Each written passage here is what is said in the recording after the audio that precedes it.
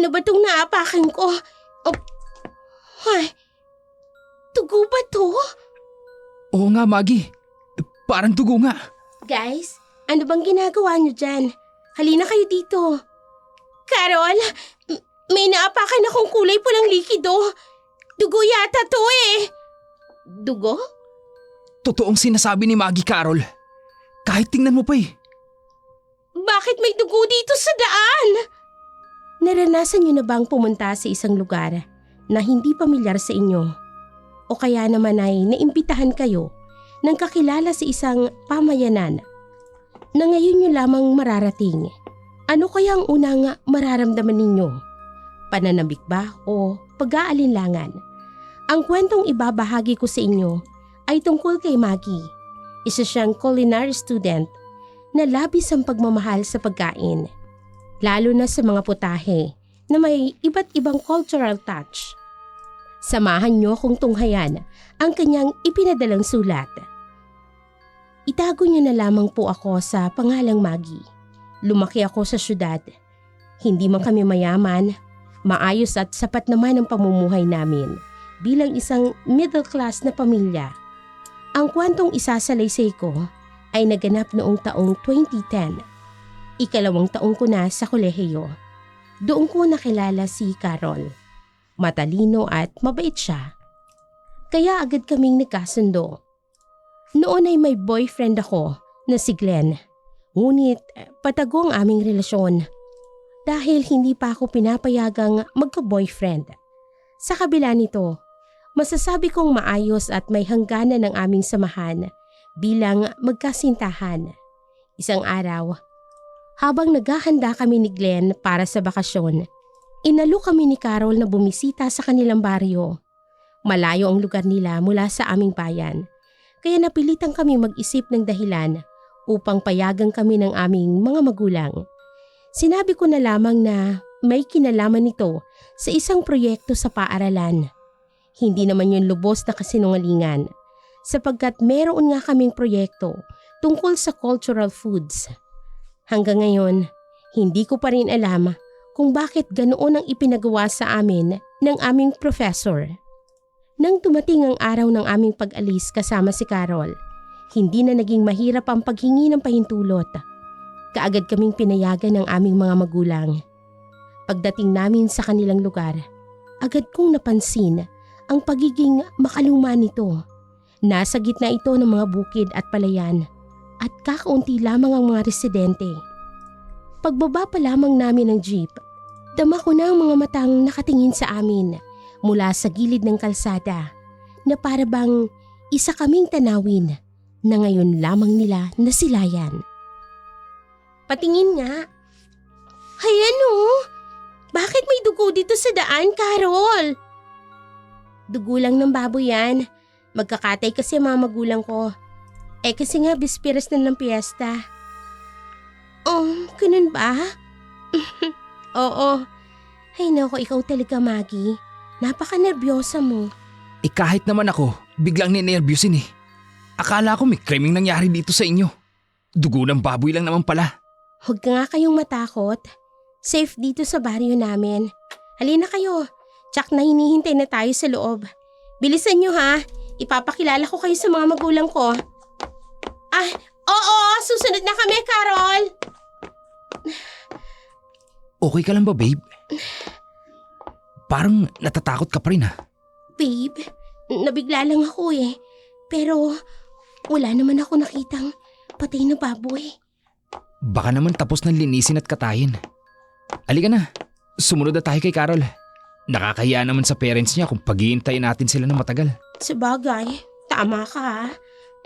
Babe, pakidala naman itong bag ko. Akin na, babe. Oh, dahan-dahan sa paghakbang ha. Medyo madulas yung daan eh. Oo, babe. Sumunod kami ni Glenn sa loob ng bahay ni na Carol. Gawa yun sa tabla at semento. Hindi man kalakihan, kapansin-pansin naman ang pagiging maayos at malinis nito. Simple lang ang kabuuan ng bahay. Pero may kakaibang init ng pagtanggap na agad mong mararamdaman pagpasok pa lamang. Pagkapasok namin sa loob, Agad kaming inasikaso ng kanyang mga magulang. Napakabait at magiliw ng kanilang pagtanggap sa amin ni Glenn. Ramdam ko ang sinseridad sa bawat kilos nila. Hindi pa man kami tuluyang nakakaupo ay ipinaghain na nila kami ng iba't ibang pagkain na nakalatag sa mesa. Sa dami ng putahe na nasa harap ko, hindi ko maintindihan kung bakit nilagang kamote at hita ng manok ang agad kong kinuha. Para bang yon ang kusang hinahanap ng kamay ko. Sa gilid ng aking paningin, napansin kong nagkatinginan ng mga magulang ni Carol. Maging si Carol ay tila nagulat din sa pinili ko. Dahil sa konting hiya at pagkailang, napilitan akong kumuha ng isang hiwa ng karne na may kulay orange na sarsa. Hindi ko matukoy kung minudo ba yun o apritada. Wala kasi akong nakikitang ibang sahog. Walang patatas, walang carrots. Karne at orange na sauce lang ang makikita. Bilang isang culinary student, dapat sanay akong mag-distinguish ng mga putahe. Pero sa pagkakataong iyon ay hindi ko talaga ma-identify kung ano yun. Tinikman ko ang sauce ng karne. Masarap naman siya. May tamang timpla ng alat at konting tamis. Pero hindi ko maipaliwanag kung bakit parang wala ako sa mood na kainin yun ng araw na yun. Parang may kung anong hindi ko ma-pinpoint sa pakiramdam. Sa tabi ko, tahimik lamang si Glenn. Napansin ko na ginaya niya kung anong kinukuha kong ulam. Simple lang na gesture, pero may kakaibang kilig yun para sa akin. Kahit wala kaming masyadong ginagawa o pinapakitang sweetness, ramdam ko ang silent connection namin sa isa't isa. Kinagabihan, napilitan kaming magsama ni Glenn sa iisang kwarto dahil wala nang bakanting silid sa bahay ni na Carol. Babe, ayos ka lang ba dyan sa lapag? Oo naman babe, ayos lang ako rito. Huwag mo kong alalahanin. Malambot naman tong banig ko eh. Nagigilty tuloy ako. Kasi nagsinungaling tayo sa parents natin. Ako rin nga eh. Kaya lang, kung hindi tayo magsisinungaling, hindi rin naman nila tayo papayagang sumama kay Carol. Isa pa, white lies naman tong ginawa natin eh. Kasi may project naman talaga tayo. Oo nga, pero nagsinungaling pa rin tayo. Kasi yung projects natin, kaya nating tapusin ng isang araw. Hindi yung 3 days. Bawi na lang tayo sa susunod babe. Hindi na ulit tayo magsisinungaling sa parents natin. Hindi na talaga, dahil nagigilty talaga ako ng sobra ngayon. Ha? Teka babe, narinig mo yon? Parang may nagtatadtad. Oo nga. Alika, silipin natin sa bintana para malaman natin kung ano nangyayari. Sige babe. Ayan. May kalalakihan nagtatadtad ng malalaking hiwa ng karne? Bakit sa ganitong oras sila nagtatadtad ng karne? Nakapagtataka naman. Dapat kaninong umaga. O di kaya hapon pa nila tinadtad yung mga yan, di ba? Patuloy ang pagsilip namin ni Glenn sa mga kalalakihang nasa harap ng isang mahaba at malapad na mesang gawa sa kahoy. Sa harap nila, ang naglalakihang hiwa ng mga karne. Nagkatinginan kami ni Glenn. Iniisip kung anong uri ng karne yun.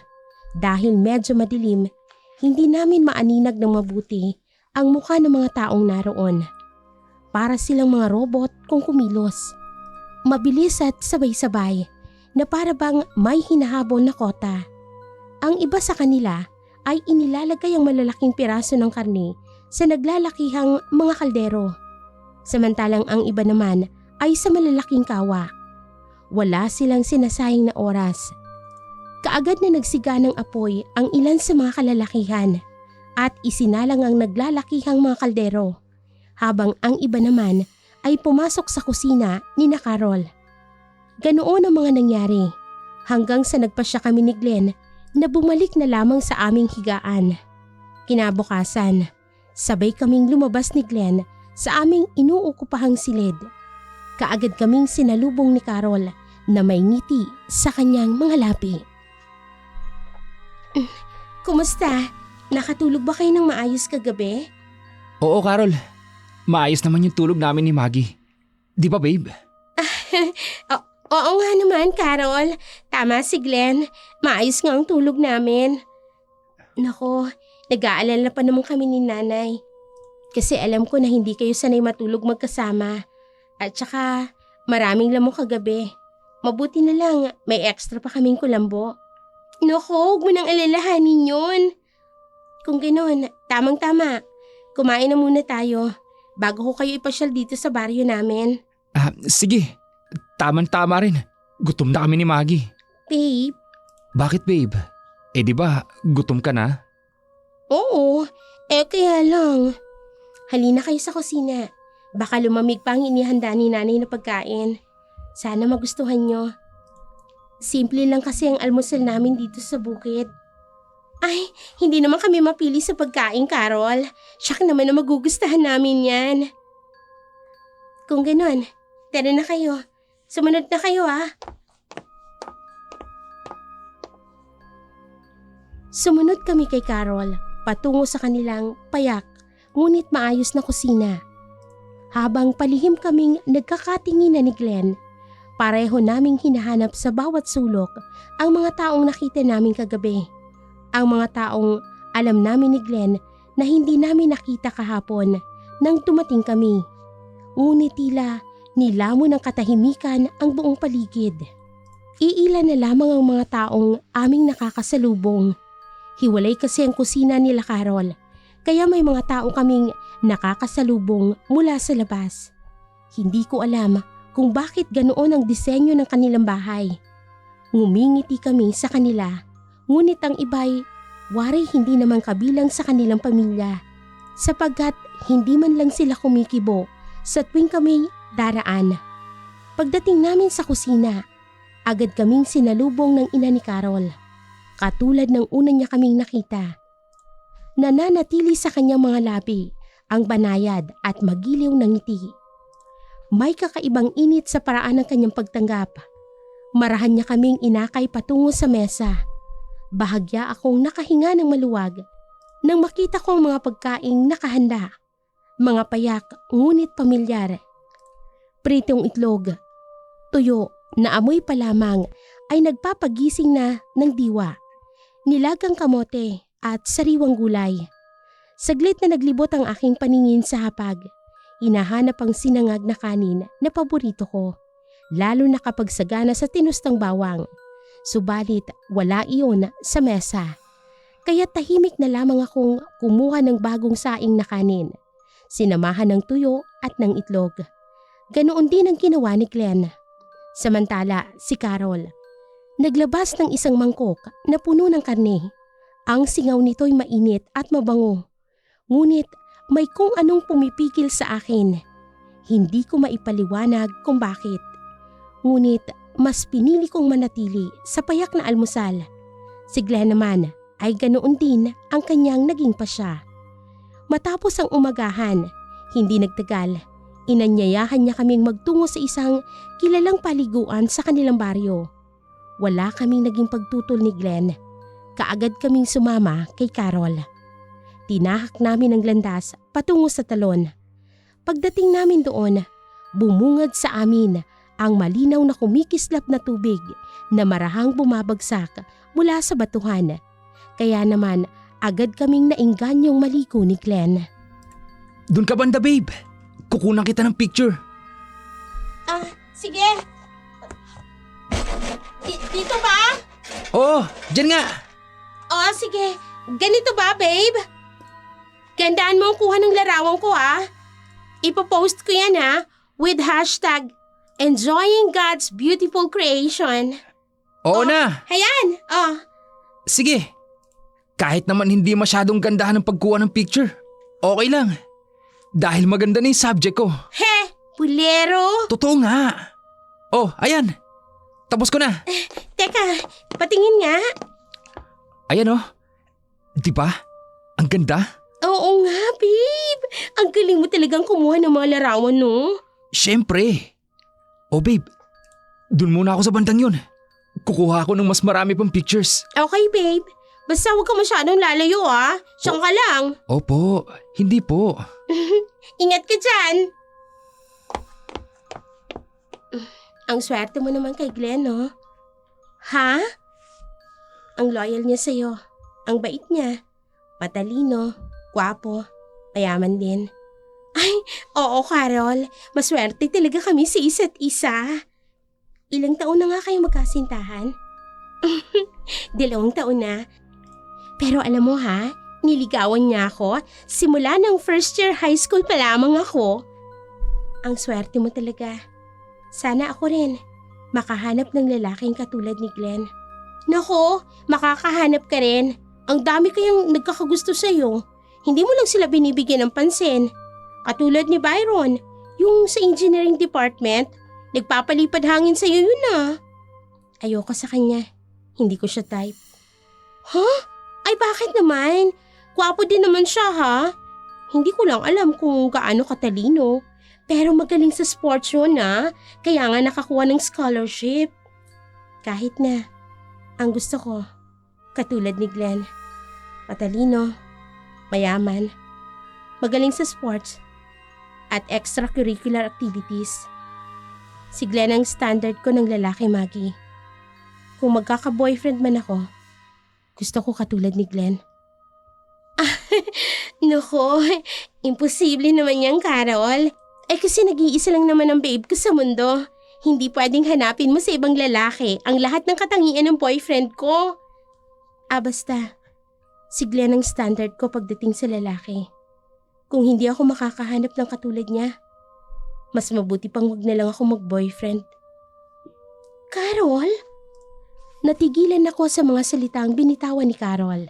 Hindi ko kailanman maisip, ni minsan, ay hindi sumagi sa aking isipan na si Glenn pala ang nagsisilbing niyang standard pagdating sa mga lalaki.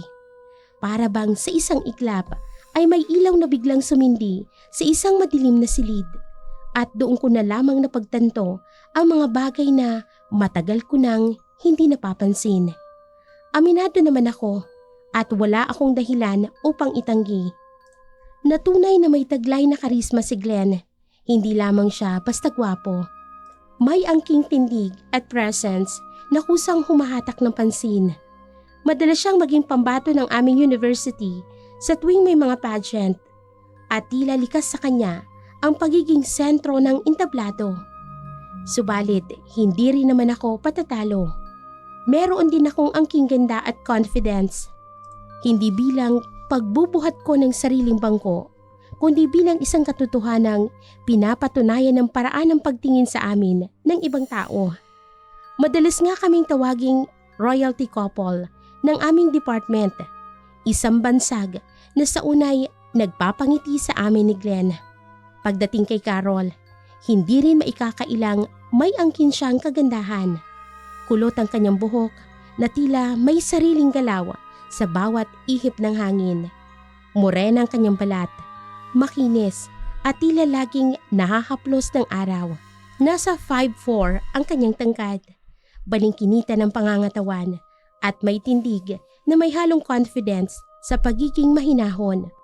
Kung pamilyar kayo sa aktres na si Anjanette Abayari, may pagkakahawig sila ng hubog ng mukha at sa paraan ng pagdadala ng sarili.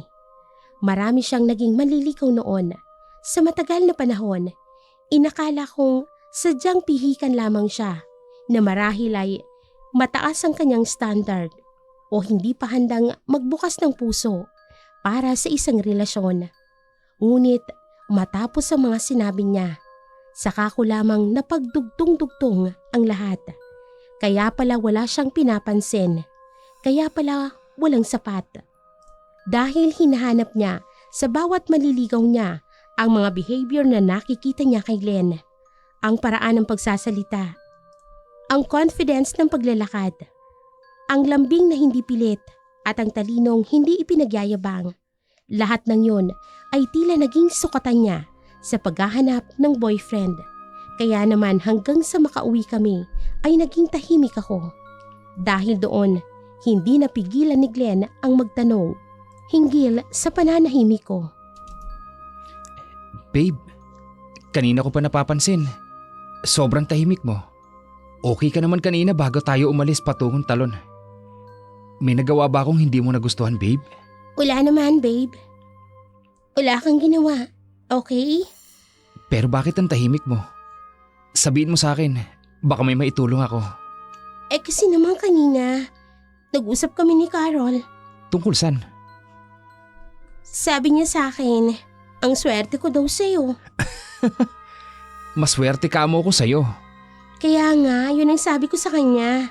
Ang sabi ko, maswerte tayo sa isa't isa at makakahanap din siya ng lalaking magmamahal din sa kanya. Anong sabi niya? Sabi niya sa akin, ikaw daw ang standard niya pagdating sa paghahanap ng boyfriend. Ako? Grabe naman sa standard. Yan din ang sinabi ko sa kanya.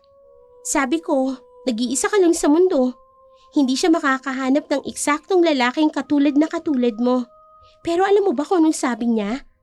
Kung hindi raw siya makakahanap ng lalaking katulad mo, kahit wag na daw siyang mag-boyfriend. Uy, masama yan ha. Ang daming lalaki dyan. And I'm sure, may mas better pa at mas higit pa kesa sa akin. Sabihin mo sa kanya, huwag siyang magsesettle sa iisang standard lang. She needs to move forward at bigyan ang sarili niya ng chance na makakilala ng iba. Baka naman kaya naging standard niya ako, it's because she looks up to you. Magkaibigan kayo and you were the first one na magka-boyfriend. Posible na na-influence siya ng relationship natin. Kaya hindi niya na malayang dun niya na-i-base ang sarili niyang preference at expectation. Yun na nga rin ang sabi ko sa kanya eh. Pero ewan ko ba, babe? Parang ayaw niya makinig sa akin. Hayaan mo na lang, babe. Ganito na lang.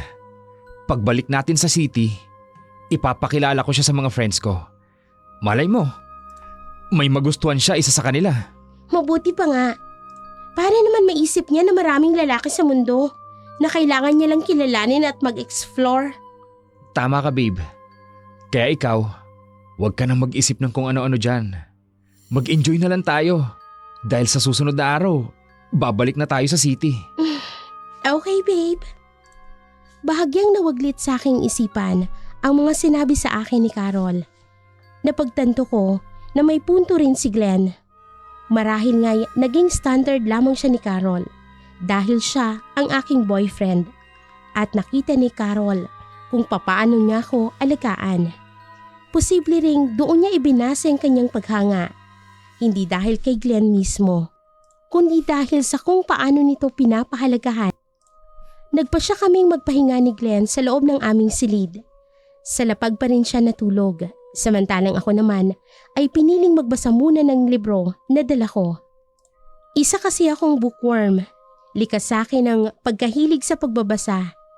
Mahilig din naman ako sa social media. Ngunit hindi naman ako ganoon ka-adik tulad ng karamihan sa mga kaedaran ko. Abala ako sa kalagitnaan ng aking pagbabasa nang makarinig ako ng marahang katok sa aming pintuan. Saglit kong ibinaba ang librong hawak at nakinig ng mabuti. Sinubukan kong tiyakin kung mula nga ba sa labas ng aming silid ang pinanggalingan ng tunog. Nang makasigurado akong tama ang aking narinig, dahan-dahan akong tumayo. Maingat akong humakbang upang hindi ko magambala ang mahimbing na tulog ni Glenn. Tahimik kong pinuksan ang pinto. At sa pagbukas nito, bumungad sa akin ang nakangiting mukha ni Carol. Napansin ko rin ang bahagyang paglibot ng kanyang mga mata. Sa loob ng aming silid, nang mapadako ang kanyang paningin kay Glenn na natutulog sa sahig, lalo pang lumawak ang ngiti sa kanyang mga labi. Sa lapag pala natutulog si Glenn. Akala ko magkatabi kayo sa kama. Naku, hindi ah. Kahit naman patago yung relasyon namin, hindi pa rin naman kami lumalagpas sa hindi dapat gawin nang magkasintahan pa lang. Ang swerte mo talaga kay Glenn, Maggie. Kung iba-ibang lalaki yan, baka matagal nang hiningi ang virginity mo. Naku ha, hindi naman ganong klase ng lalaki si Glenn. Lalo niya tuloy akong pinapahanga. Carol, may kailangan ka ba? Oo sana. Gusto ko sana magpatulong sa'yo. Alam kong maalam ka pagdating sa dessert. Nais ko sanang magpaturo sa iyo sa pag-bake ng ubi flan. Ay, yun lang naman pala eh. Walang problema. May oven naman kayo dito, di ba? Yun nga eh, wala? Ganun ba? Di steam na lang natin. Pwede naman yun. Tamang-tama. May steamer kami. Malaki yun. Di kung ganun, tayo na. Para maumpisahan na natin. Tsak na matutuwa sila nanay at tatay kapag natikman nilang ubi flan sa piyesta. Nako, sisiguraduhin ko na masarap ang kalalabasan niyan. Kelly ka na. Sige.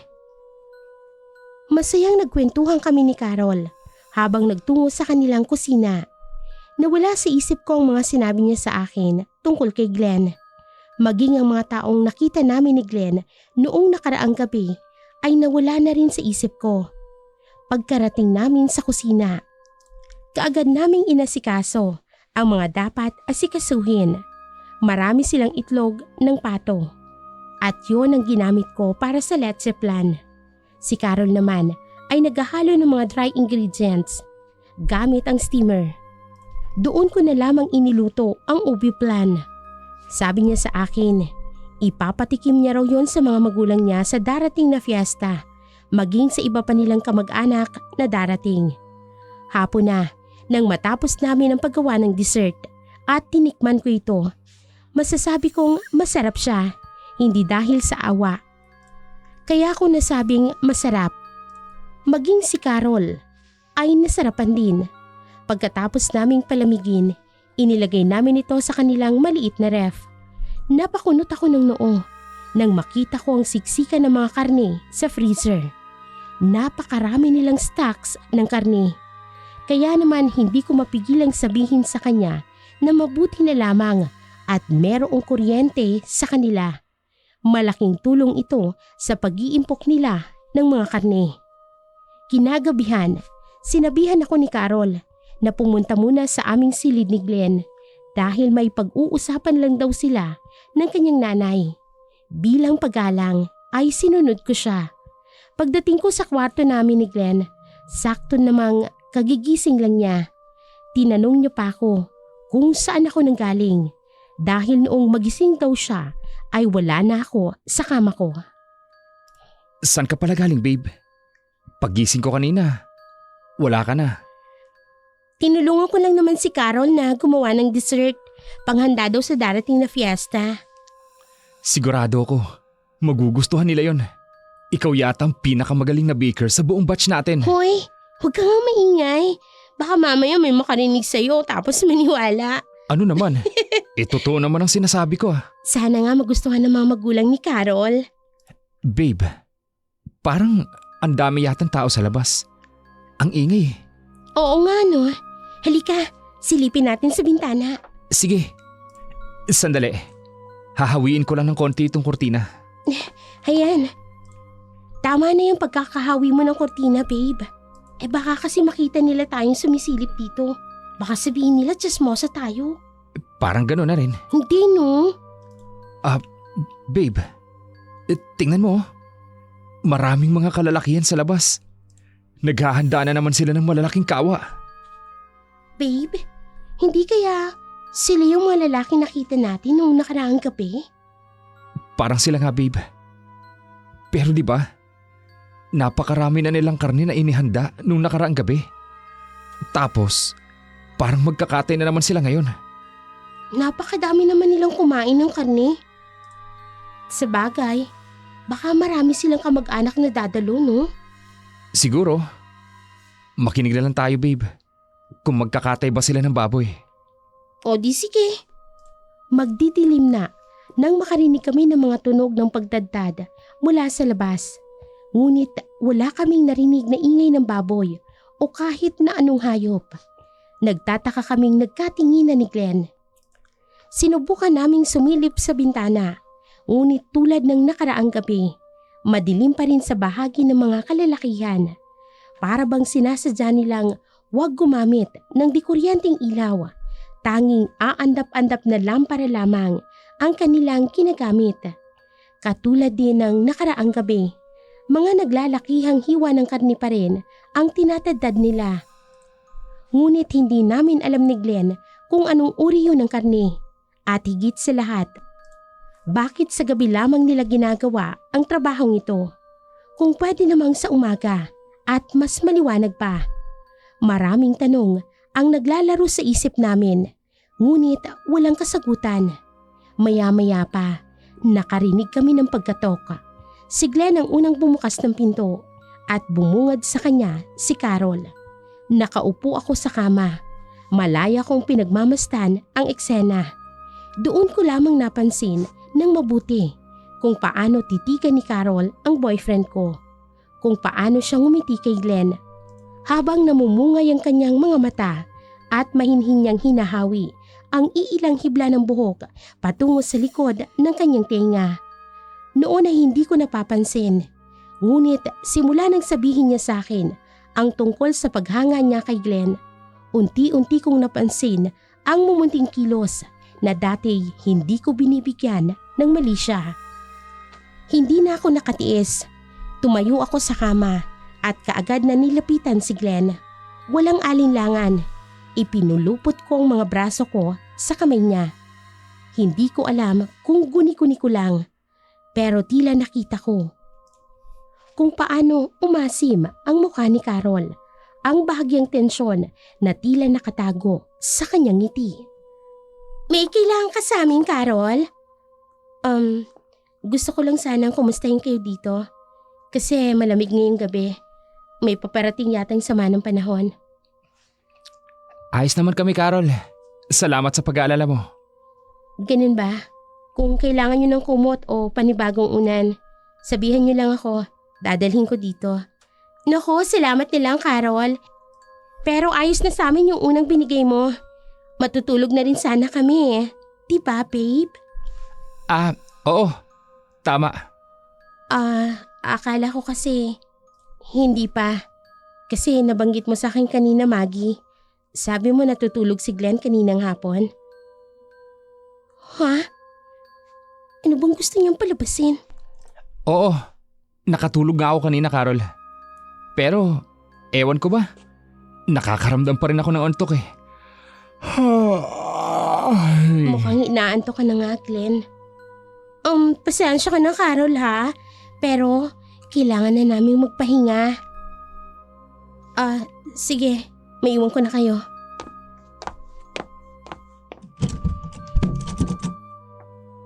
Ay, salamat, babe, ah. Wala talaga kasi ako sa mood makipagkwentuhan sa kanya ngayon eh. Napansin ko nga rin, babe. Kanina, bigla ka nalang lumapit sa akin at niyakap ang braso ko. Ewan ko ba? Simula nang sabihin niya sa akin na ikaw ang standard niya pagdating sa lalaki, nag-iba na yung tingin ko sa kanya. Babe, wag ganyan. Masama yan. Isa pa, sa'yo lang ako. Promise. Hinding-hindi ako titingin sa iba. Kaya wag ka nang matakot. Talaga lang ha? Liligawan ba naman kita ng 4 na taon kung sasayangin ko lang ang ibinigay mo sa aking pagkakataon na maging girlfriend ka? Babe, natatakot lang naman kasi ako eh. I mean, oo, kaibigan ko siya. Hindi dapat ako nag-iisip ng ganito sa kanya. Pero kanina kasi, parang iba yung tingin niya sa'yo. Guni-guni mo lang yon. Ang mabuti pa, magpahinga na tayo. Ay, sige na nga. Alam kong mali na mag-isip ako ng hindi maganda tungkol kay Carol. O kaya naman ay pangunahan ko ang mga bagay-bagay. Ngunit simula nang sinabi niya sa akin kung anong standard niya sa lalaki, lalo na at tungkol kay Glenn, hindi ko maiwasang kabahan at magduda sa mga ipinapakita niyang kilos. Noong una, hinahayaan ko lang ang pagiging malapit niya kay Glenn. Hinahayaan ko rin na maging third wheel siya sa amin sa aming mga dates. Sa una, parang paborito sa amin ni Glenn, lalo na't lihim pa lamang ang aming relasyon. Ngunit may mga araw na kahit sa school, palagi siyang nakadikit sa amin ni Glenn.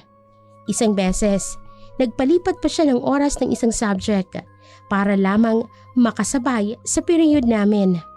Noon inisip ko, siguro nga'y simpleng gesture niya yon bilang kaibigan.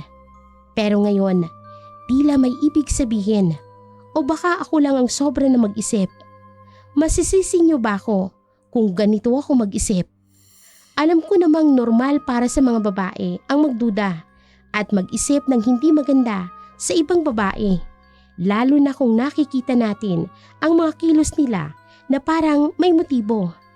Ang puso ko'y umaapaw sa halo-halong damdamin, pangamba at takot na baka may masamang intensyon si Carol. Kinabukasan, nakita namin ni Glenn ang iilang tao na abala sa kani-kanilang gawain. Wala na naman ang mga kalalakihang nakita namin kagabi. Lihim na lamang kaming nagkatinginan ni Glenn.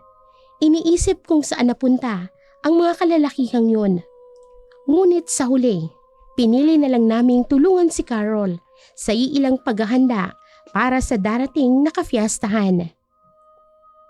Salamat at tinulungan niyo ko ha. Darating kasi ang mga kamag-anak namin. Marami ka bang kamag-anak na dadalo? Oo, napakadami. Malaking pamilya kasi ang both sides ng parents ko. Kaya kapag ganitong fiesta, saka lang kami nagkakasama. Parang family reunion na nga ang nangyayari. Mas masaya nga yun eh. Kami kasi, maliit lang ang family circle namin. Halos nasa ibang bansa pa yung iba. Bihira pang umuwi. Kaya decades kong swertihang magkaroon ng reunion. Hindi ko pa nakikilala ang mga magulang mo, Glenn. Mahal na mahal ka siguro ng mga magulang mo, no? Napapansin ko kasi, palagi kang may mga bagong gamit. Binibilhan ka pa nila ng bagong cellphone. Hindi lang naman sa material na bagay nasusukat ang pagmamahal ng isang magulang, Carol. Marami din silang mga bagay na isinasakripisyo para sa akin at sa mga kapatid ko. Pero maswerte ka pa rin kasi nabibigay nila lahat ng pangangailangan mo. Kaya naibibigay mo rin mga gustong ipabili sa'yo ni Maggie. Excuse me lang ha. Alam mo kasi, Carol, may sarili naman akong allowance at saka give and take naman kasi yung relationship namin ni Glenn. Ha? Maggie, nagbibiro lang naman ako. Yung kasi yung nakikita ko sa inyo nung una. Kapag gusto mo ang ganito, bibilhan ka kaagad ni Glenn. Dahil karapat dapat siya. I love her. At yun ang dahilan kung bakit kusang ibinibigay ko sa kanya mga bagay na gusto niya. Walang hinihintay na kapalit. Walang inaasahang reward. Basta siya. She deserves nothing less. Nakakaingit naman kayo. Kayong dalawa talaga ang matatawag na #relationship goals. Makakahanap ka rin ng magiging boyfriend mo, Carol. Na handa na rin ibigay sa'yo ang lahat ng bagay na deserve mo. Sana katulad mo siya, Glenn. Para happy din ako, katulad ni Maggie. Babe, pwede ba samahan mo muna ako sa kwarto natin? May nakalimutan kasi ako eh. Sure babe. Carol, alis muna kami ha. Pero babalik din kami kaagad. Okay. Nilamon ako ng inis ng mga sandaling yon. Parang sinasadya ni Carol na hindi ako isali sa usapan kahit kasama nila ako. Nakita ko kung paano tumikom ng bibig si Carol kapag bigla kong yayayain si Glenn pabalik sa kwarto. Pakiramdam ko, sasabog ako sa inis. Hindi naman ako ganito noong una. Para sa akin, okay lang na mag-usap sila ni Glenn. Pero nitong huli, tahasan niyang sinasabi kay Glenn na kung magkaka-boyfriend siya, ang gusto niya ay katulad ng boyfriend ko. Alam kong childish na pakinggan na naiinis ako dahil lamang doon. Pero bilang babae, magkaroon naman sana siya ng delikadesa, lalo na't naroroon ako. Umalis kami ni Glenn at padabog na isinarang pintuan ng kwarto namin. Kaagad naman akong nilapitan ni Glenn at hinawakan sa balikat at dahan-dahang pinaharap sa direksyon niya. Nagtagpo ang mga mata naming dalawa. Masuyo niyang hinaplos ang pisngi ko bago siya nagsalita. Naiinis ka ba dahil sa nangyari kanina? Pinipigilan ko naman ang sarili ko. Pero hindi ko maintindihan kung bakit niya ako inili-left out sa usapan. Parang ako pa yung third wheel sa pagitan niyo kanina. At higit pa dyan parang pinapalabas niya na mahilig ako magpabili sa'yo ng kung ano-ano. Hindi ko maiwasan. Pero frustrated ako. Parang hindi niya naiintindihan ang hangganan ng respeto. Lalo na't naroon ako. I know. Kaya nga pinagsabihan ko siya, di ba? Now you can see what I'm trying to tell you. May something talaga na mali. I don't know. Parang gusto ko na tuloy umuwi. Babe, bukas na yung fiesta. Hintayin na lang natin. Saka tayo umuwi.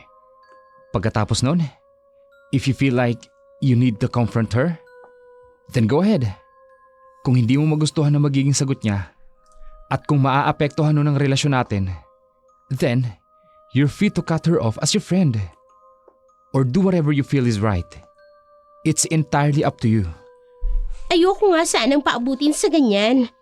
Pero kasi, habang tumatagal napapansin ko, parang gusto niyang mapalapit sa'yo. Don't worry, babe. Ako na lang ang iiwas, ha? Huwag ka na ma-stress. Salamat, babe. Naging panatag naman ako sa sinabi ni Glenn. Sa boyfriend ko, wala akong problema at ipinagpapasalamat ko yun sa Diyos dahil binigyan niya ako ng isang lalaking green flag. Hindi rin kami nagtagal sa kwarto at pinahupa ko lang talaga ang aking inis na nararamdaman ko ng mga sandaling yon. Bumalik din kami kaagad kung saan namin iniwan si Carol. Nakita ko ang pag-iiba ng mood niya nang makita kaming paparating ni Glenn. Biglang sumilay ang matamis na ngiti sa kanyang mga labi. Pero hindi yon umabot sa kanyang mga mata. Ewan ko ba, pero parang fake ang pagngiti niya sa akin. Napailing pa ako ng konti. Iniisip ko na sobrang paranoid na siguro ako. Kasi kung ano-ano na lang ang iniisip ko. Muli naman siyang tinulungan ni Glenn. Nakita ko ulit kung papaano niya kausapin at lapitan si Glenn. Pero ito na mismo ang lumalayo sa kanya. Ginagawa yun ni Glenn sa minimal na paraan. Yung hindi masyadong obvious na umiiwas siya kay Carol. Pagkatapos naming gawin ang mga kailangang gawin ay kumain na kami ng hapunan. Nag-alok pa sana kaming tumulong sa pagliligpit ng mga pinagkainan. Pero tumanggi ang ina ni Carol.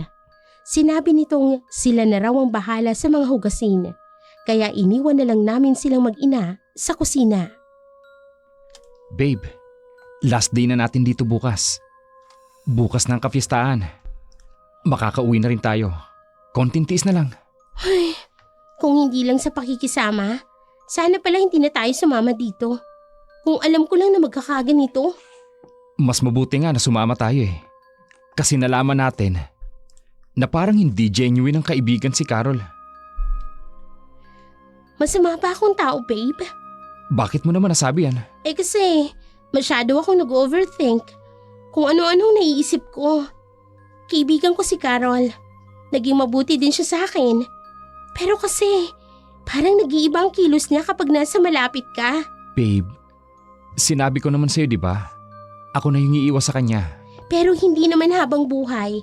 Iiwas at iiwas ka na lang. Kailangan ko talaga siyang kausapin pagbalik natin sa city para magkaintindihan kami. Mas mabuti pa nga siguro. Babe, parang naririyan na naman sila. Alin? Yung mga lalaki nagtatadtad ng karne. Oo nga no. Bakit kaya tuwing gabi na lang sila nagtatagtad ng karne? Tapos kinabukasan, hindi natin sila nakikita. Yun nga din ang ipinagtataka ko eh. Tapos, kahit ni isang hayop, wala naman akong naririnig na kinakatay nila. Wala din ako nakikitang ibang hayop. Naalaga sila, Carol. Maliban dun sa mga pato at saka manok. Yun na nga, baby. Nagtataka ako sa ikinikilos ng mga kalalakihang yan. Hindi ko rin gets kung bakit palagi silang nagtatagtad ng karne. Napakarami na ngang karning naiimbak sila eh. Para lang sa isang araw ng fiesta. Yun nga rin ang ipinagtataka ko. Hindi kaya may ginagawa silang kababalaghan? Anong kababalaghan naman ang maaari nilang gawin? Hindi ko alam. Pero hindi na maganda ang kutob ko sa lugar na to eh. Pansin mo yung mga tao. Parang ilag pumunta dito sa bahay nila, Carol. Hindi ba? Kapag sa mga lugar na ganito, uso pa yung bayanihan. Pero dito, Parang ilig silang dumaan o pumunta man lang dito. Ganyan nga rin ang napansin ko eh. Nung pumunta tayo sa talon, may isang grupo doon na nililigo sa may bandang unahan. Nang makita nilang paparating tayo, bigla na lang silang nagsipag-alisan. Ano? Bakit hindi mo kaagad sinabi sa akin? Nawala sa isip ko eh. Babe, kailangan nating maging mapagmatsyag. Kapag may makita tayo o may maramdamang mali, umalis na tayo rito. Oo, babe. Ihahanda ko yung mga gamit natin. In case man na may malaman tayo, umalis na kaagad tayo. Halos hindi kami nakatulog ni Glenn. Gising kami hanggang madaling araw. Pinapakinggan ang mga tunog ng pagtadtad ng karne sa labas ng bahay nila Carol. Minsan ay nagtatalokbong ako ng kumot tuwing may naririnig kaming mga yabag sa labas ng tinutuluyan naming silid. Lihim akong napapadasal na sana'y nag-overthink lang kami. Sana'y hindi naman masamang tao ang pamilya ni Carol.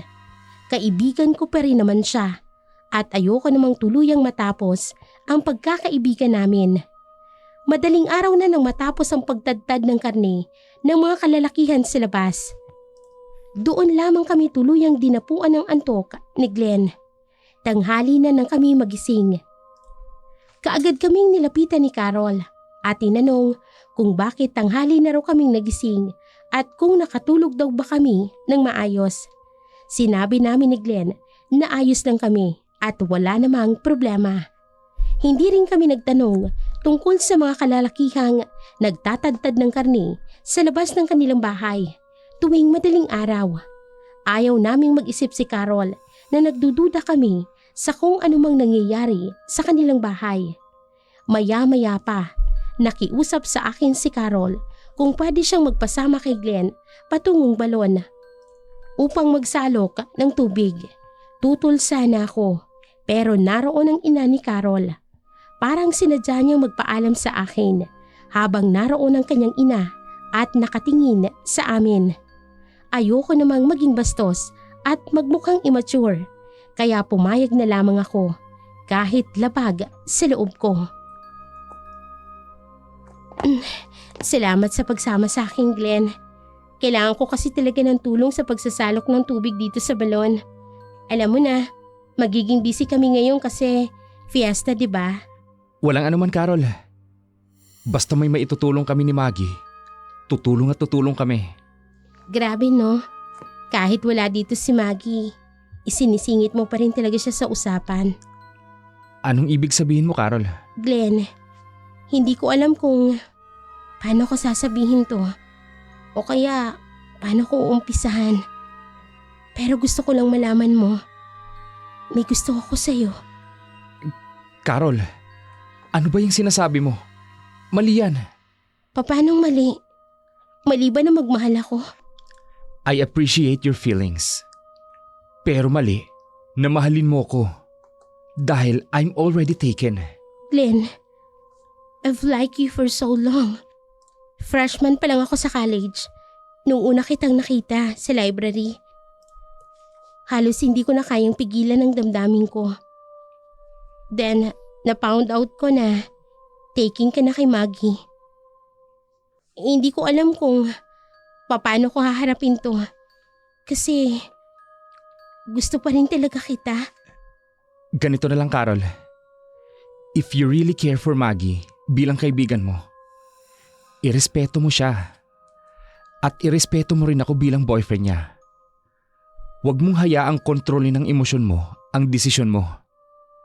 Marami pang lalaki sa mundo na mas higit pa kaysa sa akin. Kaya don't let your infatuation for me take over. I know you're a good woman and I believe you're better than this. Huwag mo naman akong gamitin ng mga word of wisdom mo. Glenn, ikaw ang gusto ko. At lahat gagawin ko para lang magustuhan mo ko. Carol, hindi pwede. Mahal ko si Maggie. Ano bang meron si Maggie na wala ako? Sabihin mo sa akin, Glenn, babaguhin ko. Huwag mong ikumpara ang sarili mo kay Maggie. Magkaibang tao kayo. Minahal ko si Maggie bilang siya. Kahit kailan, Hindi ko hinanap o hahanapin ang pagkukulang niya sa iba. So please, please Carol. Tama na. Huwag mong sasaktan ang sarili mo. At kahit si Maggie, huwag mong sasayangin ang pagkakaibigan niyo nang dahil lang sa akin. Wala kang karapatang diktahan ako, Glenn. Hindi mo alam kung anong tinitiis ko sa bawat araw-araw na nakikita ko kayong masaya. Habang ako, nasa isang tabi lang, nanunood at umaasa na tatapunan mo rin ako ng tingin. Kagaya ng paano mo tingnan si Maggie. Pero manhid ka. Hindi mo ko nakikita. Hindi mo nararamdaman ang pagmamahal ko sa'yo. Enough, Carol. Huwag na nating pahabain to. Ayoko nang malaman pa ito ni Maggie. Umuwi na tayo. Baka hinahanap na niya ako. Magiging aking ka, Glenn. Kahit sa anong paraan. Gagawin ko. Magiging aking ka ng tuluyan. Tandaan mo, Glenn. Gagawin ko ang lahat para maging aking ka. Hindi ko na alam na may ganoon na palang nangyari sa pagitan ni Glenn at Carol. Nais ko sanang sundan sila sa balon, pero hindi ako makaalis dahil palaging nasa tabi ko ang ina ni Carol na para bang binabantayan niya ang bawat kilos ko. Hindi niya ako hinahayaang makaalis man lang. Ilang minuto rin ang hinintay ko bago ko namataan na paparating na si Glenn, pasa ng isang kulay green na container. Kaagad niya itong inilagay sa kusina. Kasunod niya naman si Carol. Bahagya pang kumunot ang noo ko nang mapansin ko na tila namumula ang mga mata nito. Parang galing sa pag-iyak. Nais ko sanang tanungin si Glenn kung anong nangyari, pero hindi ako makakuha ng tiyempo. Lumapit sa akin si Carol na may ngiti sa kanyang mga labi. Yung mga ngiting palakaibigan. Pero hindi umaabot sa kanyang mga mata. Ipinagpatuloy namin ang paghahanda para sa kafiestahan. Nang sumapit ang gabi, nag-umpisa ng ilabas ang iba't ibang putahe ng karne. Wala ng mga pamilyar na putahe sa hapag. Halos lahat ay malalaking tipak ng karne ang nakahain. Ayoko namang mag-inarte at gutom na rin ako. Kaya napilitan akong umupo sa mahabang mesa. Katabi si Glenn. Magiliw kaming ipinaghanda ng mga magulang ni Carol ng pagkain. Maya-maya pa, lumabas ang mga ito upang istimahin ang iba pa nilang mga kamag-anak na kadarating lamang. Kaya kaming tatlo lamang ang naiwan sa hapag. Hindi rin nakaligtas sa akin ang pag-aasikaso ni Carol kay Glenn. Pilit nitong nilalagyan ng pagkain ang mismong pagkain ni Glenn na siyang ikinataas ng kilay ko. Glenn, tikman mo tong niluto ko. Masarap ito. Gustong gusto ito ng mga kamag-anak ko eh. Ayan oh, ilalagay ko na sa pinggan mo. Thank you, Carol. Pero hindi na kailangan. Marami na akong nakain eh. Kumain ka pa. Inihanda talaga namin ang mga pagkain yan ngayong fiesta para matikman yun ni Maggie. Ikaw, Maggie, nagustuhan mo ba ang mga pagkain? Masarap lahat. Carol, hindi mo naman kailangang ipagsalin ng pagkain si Glenn. Marami pa siyang pagkain sa pinggan niya. Maggie, gusto ko lang naman matikman ni Glenn ang mga handang putahe namin ngayong piyesta. Babe, alin pa ang gusto mo? Ilalagay ko sa pinggan mo. Nakakahiya naman kasi kay Carol. Siya yung host natin. Tapos, naaabala pa natin ng gusto. Ako na ang maglalagay ng mga pagkain na gusto mo sa pinggan mo, babe. Eh kasi naman gustong gusto kong gawin yon bilang girlfriend mo. Ayos na ako, babe. Marami ng pagkain dito sa pinggan ko. Baka hindi ko na maubos. Thank you, Carol ah. Napakamaalaga mo talaga. Pati boyfriend ko, hindi mo nakakaligta ang alagaan. Maggie, wala naman akong masamang intensyon. Gusto ko lang naman lagyan ng pagkain ng pinggan ni Glenn. I hope so, Carol. Ako rin naman. Wala akong masamang intensyon. I just want you to read between the lines. Naintindihan mo naman siguro kung saan ako nanggagaling, hindi ba? Wala sanang bastusang, Carol. Siya nga pala, masarap lahat ng pagkaing handa nyo. Napansin ko lang, Lahat ng pagkain to, paborito mo, babe. Excuse me, Carol ah. Pupunta lang kami sa silid namin. Babe, halika na. Pumunta na muna tayo sa kwarto natin. Okay. Hindi nyo natatapusin ang pagkain nyo? I'm sorry, Carol ah. Pero, hindi na. Pero huwag kang mag-alala.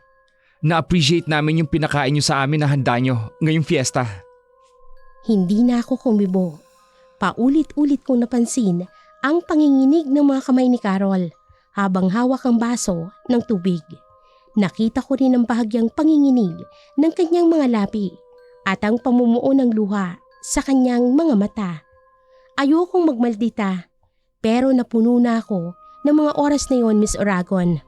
Parang hindi niya iginalang ang presensya ko bilang girlfriend ni Glenn o kahit man lang inisip niya ang pagkakaibigan namin. Yun na lang sana, pero hindi niya yun ginawa. Sa halip, ipinakita niya mismo sa harapan ko kung paano niya ipagduldulan ng kanyang sarili kay Glenn. Dahil sa umiinit na tensyon sa pagitan naming dalawa, mas pinili ni Glenn na ilayo muna ako doon. Dinala niya ako sa tinutuluyan naming kwarto at doon kaagad niya akong kinausap at pinakalma. Babe, kumalma ka lang. Muntik na kayong mag-away kanina eh. Sinasadya niya yata eh. Parang walang emotional intelligence. Harap-harapang kanyang nilalandi.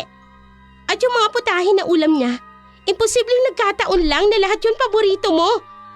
Pinaghandaan niya talaga to eh. Don't worry. Bukas ng umaga, aalis na kaagad tayo. Kahit ngayon mismo, gusto ko nang umalis. Maggie. Anong nangyari kanina? Bakit kayo natagalan sa balon? Gusto ko sana kayong sundan, kaya lang hindi ako makaalis. Ay, huwag mo nang alamin, babe. Wala namang nangyari. Glenn! Sige. Ayoko na sanang banggitin sa'yo eh. Kaya lang, ayoko namang maglihim sa'yo. Sinasabi ko na nga ba eh. Anong nangyari ha? Inamin niya sa akin na may gusto siya sa akin. Pero sinabi ko naman na tigilan niya dahil nga mahal kita. At mas marami pang lalaking masigit sa akin at hindi ako ang lalaking para sa kanya. Hindi ko na kailangang hintayin pa na makauwi tayo bago ko siya kumprontahin. Ngayon mismo, kakausapin ko siya para matapos na to. Babe, wag muna ngayon. Hindi babe. Hanggat hindi ko siya kinakausap ng masinsinan, hindi siya titigil sa kahibangan niya. Pero babe, sandali lang babe. Babe! Hindi ako nagpapigil kay Glenn. Kaagad akong lumabas ng aming silid. Halo-halo ang nararamdaman ko sa mga oras na yon. Para akong maiiyak, matatawa, at the same time, masakit sa akin ang lahat dahil close talaga kami ni Carol. Ayokong matapos ang pagkakaibigan namin dahil lang sa lalaki. Pero mas kilala ko si Glenn kesa sa kanya. High school pa lamang ako, kasama ko na si Glenn. Naging magkaibigan muna kami bago kami tuluyang naging magkarelasyon. At kahit minsan, wala siyang ginawang bagay na ikasasama ng loob ko. Yun siguro ang katangiang gusto ni Carol kay Glenn. Kaya ganoon na lamang ang pagkagusto nito sa boyfriend ko. Hinanap ko si Carol upang kausapin para na rin matauhan nito na mali ang ginagawa niya. Bumalik ako sa kusina, ngunit wala na siya roon. Kaya naman nagbakasakali akong tanungin ang kanyang ina kung nasaan siya. Sinabi nitong naroon daw si Carol sa kanyang silid. Alam ko kung nasaan ang kanyang silid dahil minsan niya na akong dinala roon nung unang araw namin na dumating sa kanila. Pinuntahan ko siya roon. Pagkarating ko sa kanyang pintuan, nanginig ang mga kamay ko habang kumakatok. Pagbukas niya ng pinto, bumungad sa akin si Carol. Suot ang sexy na pantulog. May kailangan ka, Maggie? Totoo bang sinabi sa akin ni Glenn? Alin doon? Huwag ka nang magmaang-maangan.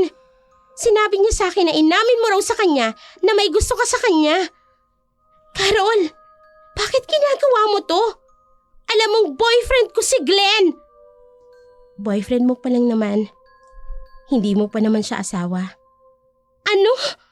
Nahihibang ka na ba talaga? Nung unang sabi mo si Glenn ang standard mo pagdating sa lalaki. Tapos ngayon? Tama. Siya ngang standard ko pagdating sa lalaki. Tama ka rin, Maggie. Nag-iisa lang si Glenn sa mundo. Kahit saang sulok ako maghanap ng katulad niya, wala akong mahanap. Kaya naman naisip ko, siya na lang ang kukunin ko. Aagawin ko siya sa'yo. Kung ganun, plano mo talaga ang lahat ng to? Oo, plano ko to. Umpisa pa lang. Freshman pa lang ako noon. Gusto ko na si Glenn. Pero ikaw ang niligawan niya at naging girlfriend. Para akong mababaliw noon. Pero kinaya ko. Nag-isip ako ng paraan kung paano niya ako mapapansin. Doon na pumasok ang ideya ko na kaibiganin ka para malaya akong malapitan si Glenn. Anumang oras ko gustuhin para mapabilis din ang pag-agaw ko sa kanya. Pero hirap na hirap akong gawin dahil mahal na mahal ka niya. Napakawalang hiya mo. Nakukonsensya pa naman ako dahil nag-iisip ako ng masama tungkol sa'yo. Yun pala, totoong hinala ko. Alam ko matalino ka, Maggie. Kaya nga dinala kita dito sa baryo namin. Kasi hindi kita kayang tapatan sa syudad. Pero dito, wala kang kawala. Dahil mga kamag-anak ko mismo ang tatapos sa'yo. Oh, ha? Anong ibig mong sabihin? Alam kong nagtataka kayo ni Glenn kung bakit palaging may mga kalalakihang nasa labas ng bahay namin tuwing gabi at nagtatadtad ng karne. Paano mo nalaman? Maggie, ang mga taong yun, mga kalahi kong aswang, mga wakwak, at ang mga tinatadtad nila, hindi yung karni ng hayop, kundi karni ng tao. Ang kinain nyo kanina, hindi rin karni ng hayop, kundi karni ng tao. Hindi, nagsisinungaling ka. Tinatakot mo lang ako, Carol. Hindi kita tinatakot. Gaga ka? Kaya kita dinala dito upang maging handa at alay namin sa aming poon. Ang dugo mo, ibubuhos namin sa mga anito. Ang laman mo, pagsasaluhan namin mamayang hating gabi. Hindi, mga limo kayo. Mananagot kayo sa mga ginagawa niyong ito. Mga kriminal kayo! Sa palagay mo, paano ka pa makakapagsumbong? Wala ka ng kawala, Maggie. Mawawala ka ng parang bula, katulad ng iba naming biktima. At si Glenn, tuluyan na siyang magiging akin. Hindi na siya babalik sa syudad. Dito na siya, kasama ko.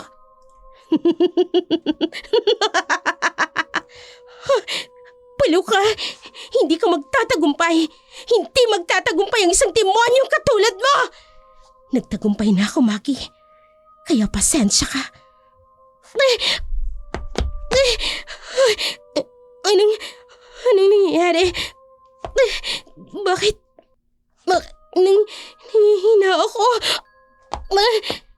Epekto yan ng gamot na inilagay ko sa inumin mo kanina. Makakatulog ka. Pero huwag kang mag-alala.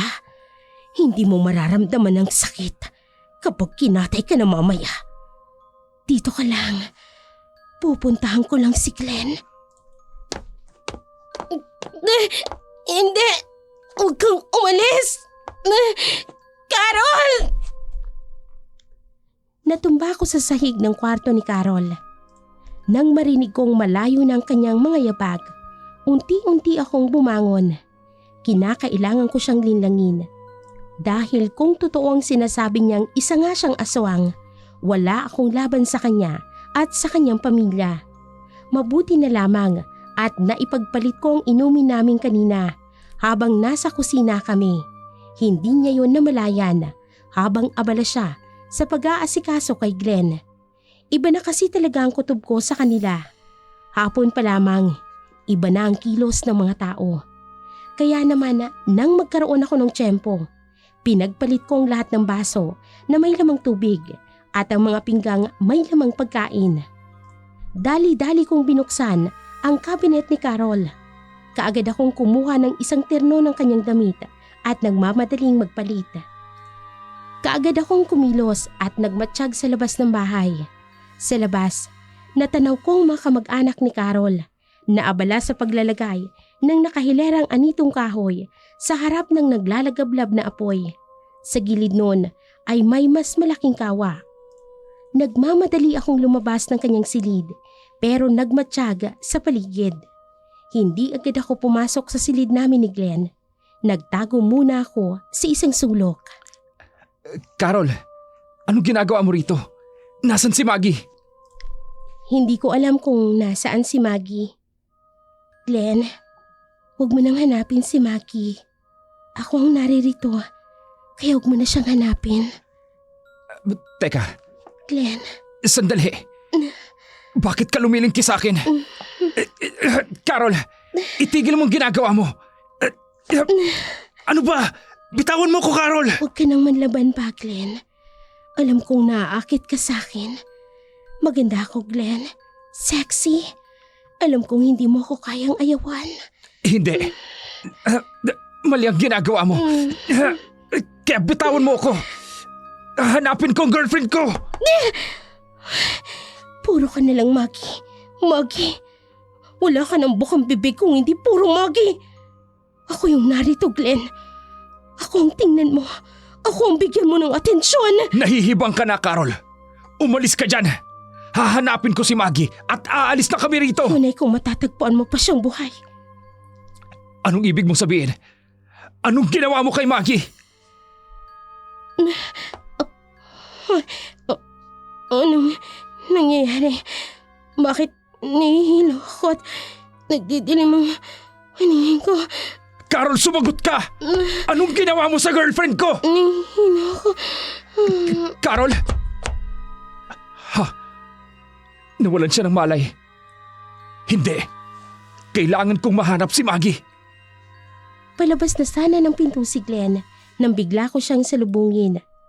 At sinenyasan ko siyang bumalik sa loob ng kwarto namin. Naguguluhan siya. Ngunit kita ko sa mga mata niya ang tuwa na makita ko. Kaagad naman siyang sumunod at muling bumalik sa loob ng aming kwarto. Naabutan namin si Carol na nakahandusay at wala siyang malay sa sahig. Hindi ko lubos maunawaan ang mga nangyayari. Ang sabi niya sa akin, baka hindi na raw kita maabutang buhay. Tapos bigla na lang siya nawala ng malay. Epekto yan ng pampatulog na inilagay niya sa inumin ko. Pero bakit siya nawala ng malay, babe? Dahil ipinagpalit ko ang inumin ko at inumin niya. Hindi niya napansin dahil abala siya sa panlalanti niya sa'yo. Ganun ba? Diyos ko, kailangan na nating umalis dito, babe. Sandali, tumalikod ka. Bakit? Papalitan ko ang suot niyang damit ng damit ko. Para saan pa, babe? Para kung sakaling pumunta dito yung mga kamag-anak niya at tingnan kung sinong naririto, iisipin nila na ako si Carol dahil suot niyang damit ko. Kaya pala suot mong damit niya? Oo, kaya sige na, tumalikod ka na. Bibihisan ko nga siya. Okay, sige.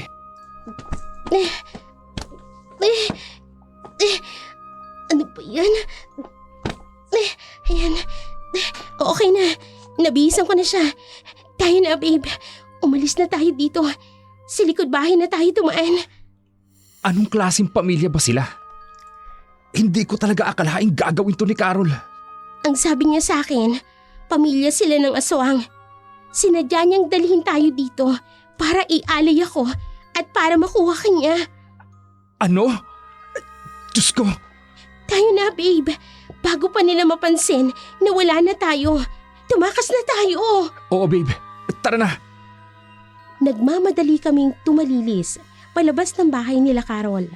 Sa likod na bahagi kami dumaan. Madilim, maputik. Pero lahat ng yon ay tiniis namin ni Glenn para tuluyang kaming makawala sa pamilyang aswang. Natanaw pa namin sila na abalang kumakain ng mga karne na alam kong karne ng tao. Nagkakasiyahan sila. Nakita ko kung papaanong inihanda si Carol sa malaking kawa Lakad-takbo ang ginawa namin ni Glenn. Makarating lamang sa highway. Halos maubusan kami ng hininga. Nang marinig namin na naghihiyawan mula sa bahay nila Carol. Hindi yun hiyaw ng kasiyahan, kung hindi ng galit. Doon ko napagtanto na baka nalaman nilang nakatakas na kami ni Glenn. Hawakan mo kamay ko, babe. Bilisan natin tumakbo bago pa nila tayo maabutan dito. Oh, babe, kailangan natin makahingi ng tulong. Jacko, gagalugarin nila itong buong paligid. Mahanap lang tayo. Takbo pa, babe. Oo, Jesus ko, huwag naman sana tayong mahuli. Sandali. May naririnig akong sasakyan na paparating. Parahin natin. Humingi tayo ng tulong. Sige, ayan na. Parang awa nyo na. Tulungan nyo kami. Maawa po kayo sa amin. Tulungan nyo kami. Hinahabol po kami ng masasamang nilalang. Tulong! Maawa po kayo! Tulong! Nagmamakaawa kami ni Glenn sa kung sino man ang driver ng naturang sasakyan. Sa awa ng Diyos, hinintuan kami nito. Doon namin napagtanto na isa pala itong mobile car. Mga pulis ang sakay. Halos maiyak kami sa tuwa ng mga sandaling yun ni Glenn. Tunay ngang hindi kami pinabayaan ng Diyos. Nakaalis kami sa bahay ng mga aswang at nakaligtas sa pamilya ni Carol. Pagkatapos noon ng semestral break na, hindi na bumalik si Carol sa klase. Hanggang sa wala na kaming balita tungkol sa kanya. Ayon sa isang estudyante na nakilala namin na taga-baryo nila, bigla na lamang daw nag-alsabalutan ang pamilya ni Carol. Nabalitaan daw din nila na namatay si Carol dahil sa sakit. Nakaramdam ako ng lungkot, pero may parti sa akin na iniisip kong totoo nga kayang dahil sa sakit namatay si Carol o dahil may ibang dahilan. Hanggang ngayon, Miss Oragon, kapag naaalala ko ang pangyayaring yon, hindi pa rin mawala sa isip ko ang tanong, paano kung namatay si Carol? Dahil napagkamalan siya ng pamilya niya bilang ako dahil sa suot niyang damit. Ilang taon na ang nakararaan, pero ang mga alaalang yon ay gumugulo pa rin sa isip ko. Kasal na kami ngayon ni Glenn at masayang nagsasama. May mga anak na rin kami. Kapag binabanggit ko yun sa kanya, ang tanging sinasabi niya sa akin, Diyos na ang bahala. Miss Oragon, maraming salamat po sa pagbabasa ninyo sa karanasan ko. Sana po'y pagpalain pa ng gusto ang inyong channel.